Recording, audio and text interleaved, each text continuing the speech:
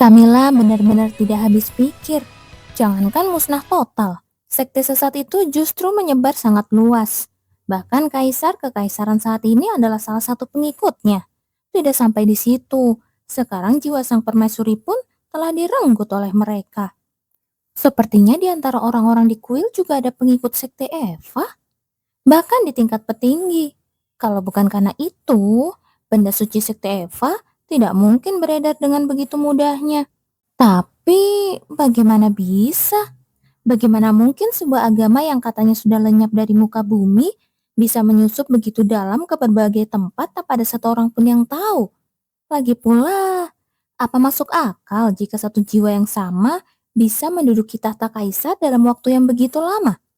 Itu tidak masuk akal.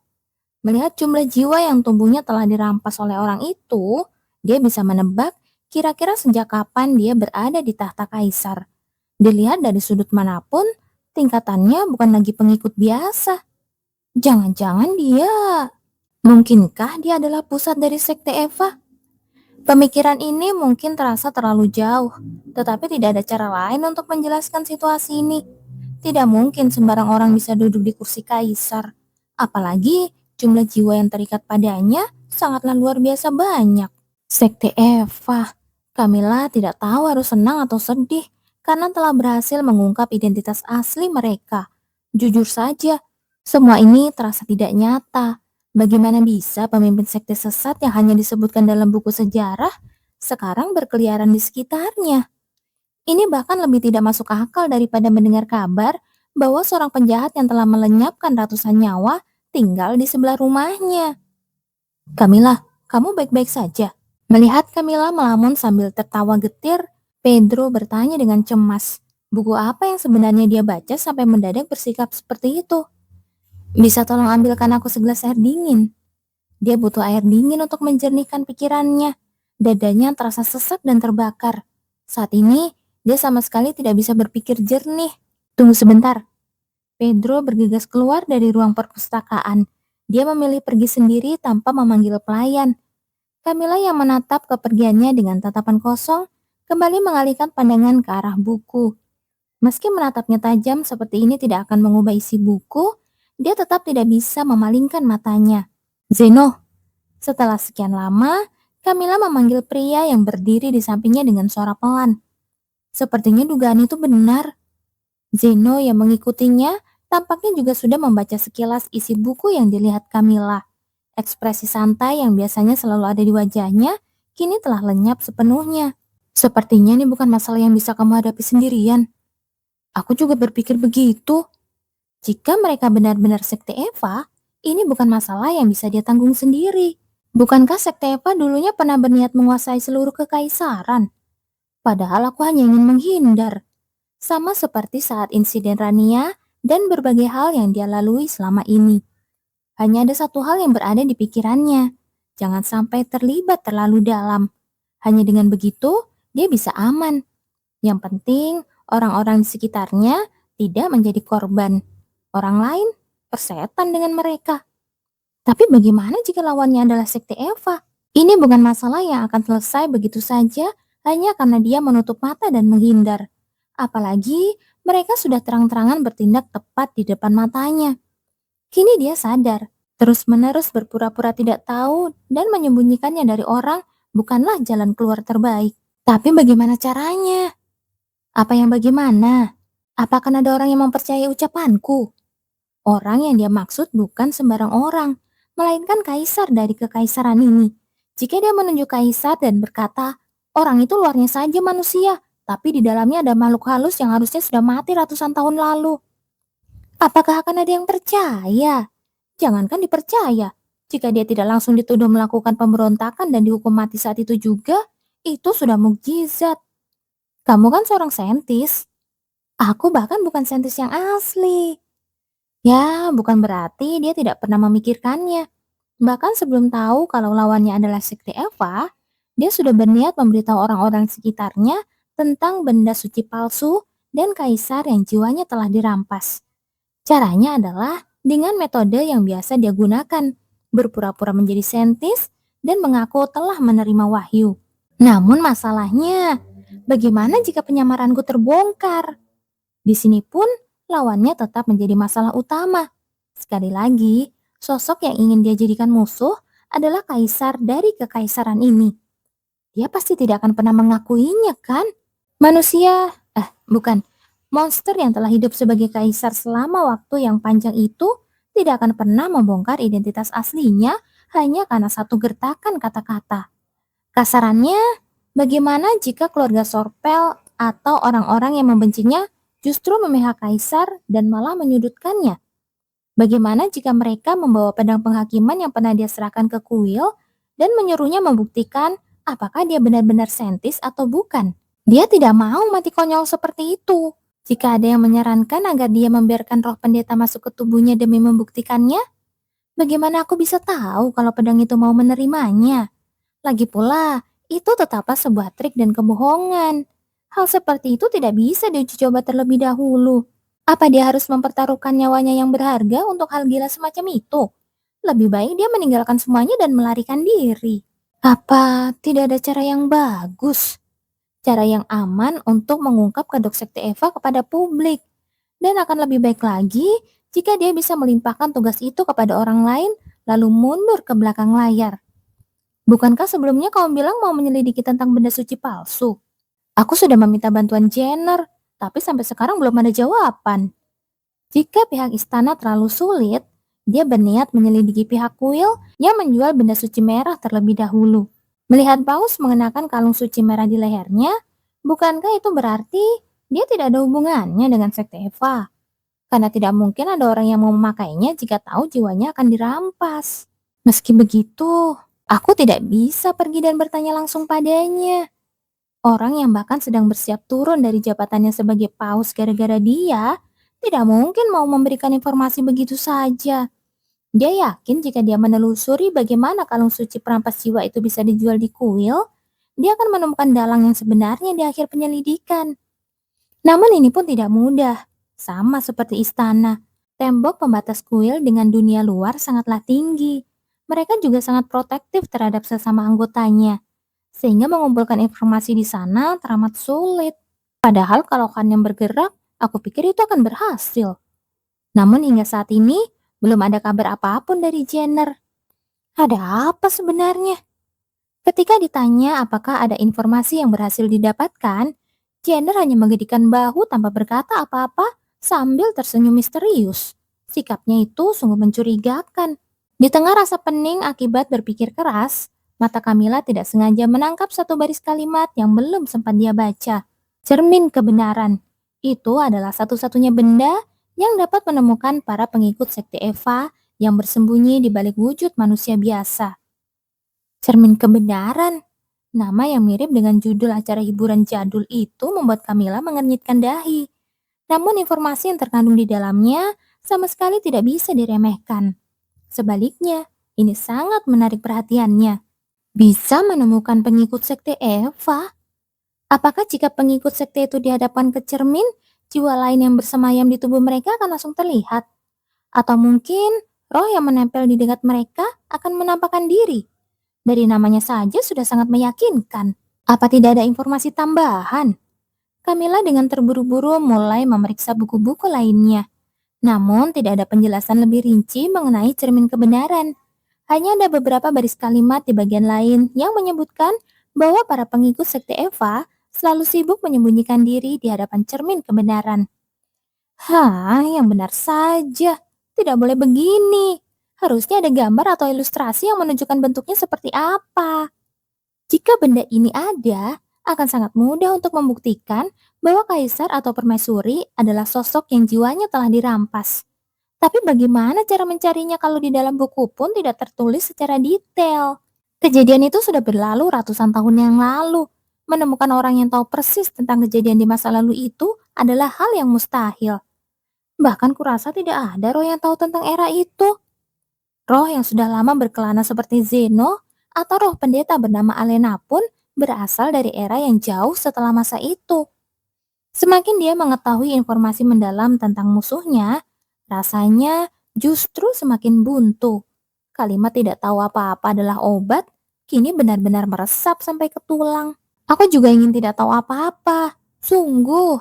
Setelah meluapkan keluhan tak bersuara itu untuk waktu yang lama, Camilla kembali menenggelamkan diri dan mulai membedah buku demi buku demi mendapatkan secercah informasi baru. Ada keperluan apa Anda sampai datang ke tempat seperti ini? Pendeta Daniel merasa heran dengan kedatangan sosok yang tak terduga secara tiba-tiba ini. Sebab Jenner yang waktu itu datang bersama Camilla untuk menemuinya, kini meminta untuk berbicara berdua saja dengannya. Bahkan pada hari itu, mereka sama sekali tidak mengobrol dengan layak. Jika ada urusan dengan pihak Will, Jenner bisa mencari orang lain. Mengapa dia harus sengaja menunjuk dirinya? Terima kasih karena sudah menyambut kedatangan saya yang mendadak ini. Jenner membuka percakapan dengan sikap yang sangat sopan, mengenakan topeng kebaikan yang sempurna, topeng yang selalu membuat Camilla merasa jijik dan bergidik ngeri. Justru saya yang berterima kasih karena Anda bersedia berkunjung. Daniel pun melakukan hal yang sama. Meski hatinya dipenuhi tanda tanya, dia melanjutkan pembicaraan dengan tatapan mata yang penuh kehangatan. Dewa selalu menantikan pertemuan yang baru. Mendengar ucapan Daniel, senyuman di wajah Jenner semakin merekah. Namun, jika Camilla ada di tempat ini sekarang, dia pasti akan langsung ketakutan setengah mati. Karena hanya dia yang tahu persis arti dari senyuman Jenner barusan. Itu adalah senyuman yang ditunjukkan Jenner saat dia ingin melenyapkan nyawa seseorang. Apakah Dewa benar-benar menyambut saya? Tentu saja. Mengapa Anda berkata demikian?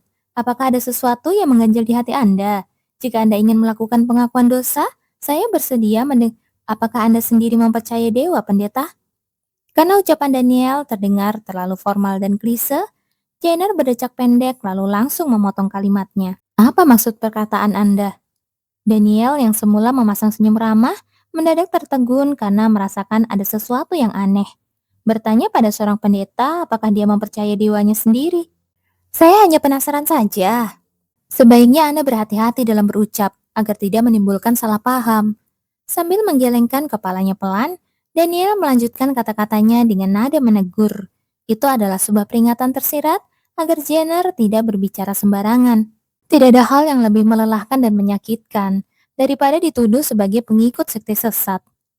Benarkah begitu? Sambil tersenyum lebar, Jenner merogoh sesuatu dari balik pakaiannya lalu meletakkannya di atas meja. Kalau begitu, jika seorang pengikut sekte sesat yang asli dituduh sesat, tidak akan jadi masalah, bukan? Botol kecil itu berisi cairan bening. Saat melihat botol tersebut, senyuman di wajah Daniel perlahan-lahan menguap. Apakah Anda tahu ini apa? Entahlah. Jawabannya terdengar sedikit terlambat. Ini adalah cairan yang digunakan oleh Viscount Orleans baru-baru ini.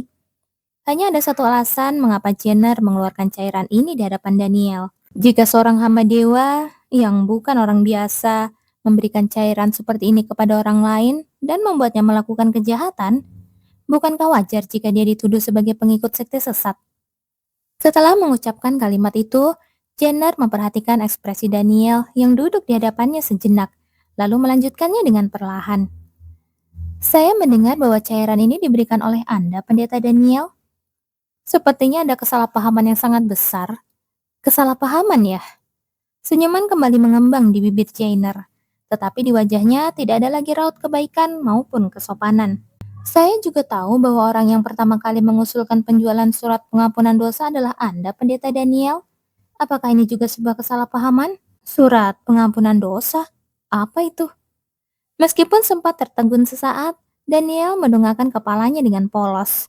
Seolah-olah dia benar-benar tidak mengerti apa yang sedang dibicarakan oleh Jenner.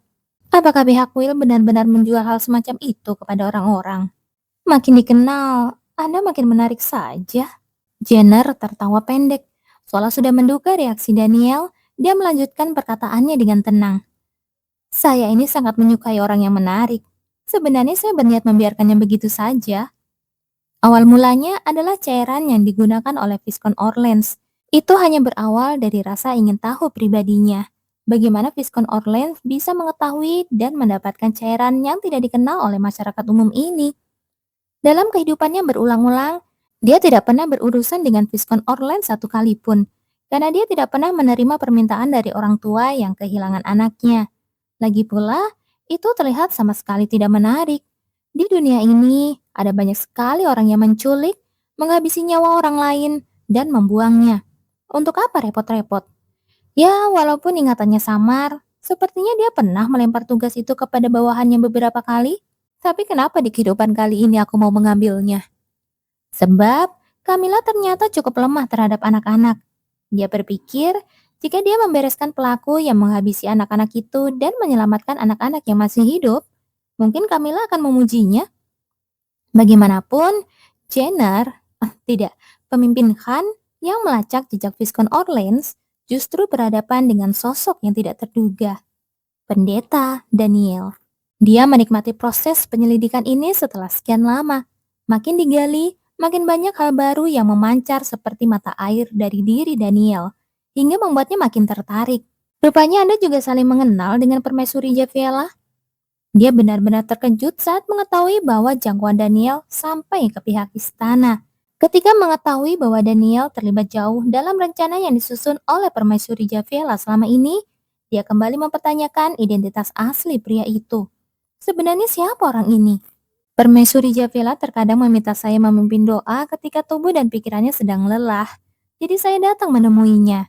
Mengenai cairan ini dan surat pengampunan dosa, saya benar-benar tidak mengerti apa yang Anda maksud. Benarkah? Kali ini pun Daniel melanjutkan perkataannya dengan tenang, seolah-olah dia benar-benar tidak tahu apa-apa. Malah, dia menatap Jenner dengan tatapan prihatin, seakan-akan sangat menyayangkan timbulnya kesalahpahaman seperti ini. Melihat hal itu, senyuman ramah kembali terukir di bibir Jenner. Tapi ternyata tidak berhenti di situ saja kan? Benda suci berwarna merah itu.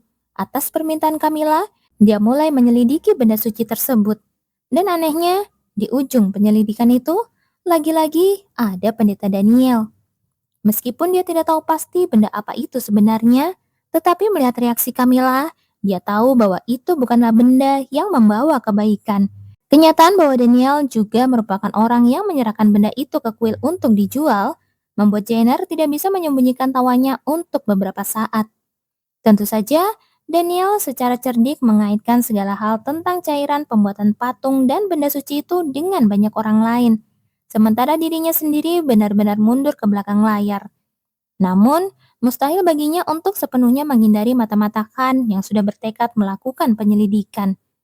Dia jelas bukan pendeta biasa. Namun sangat disayangkan, hanya sejauh itulah informasi yang berhasil dia dapatkan.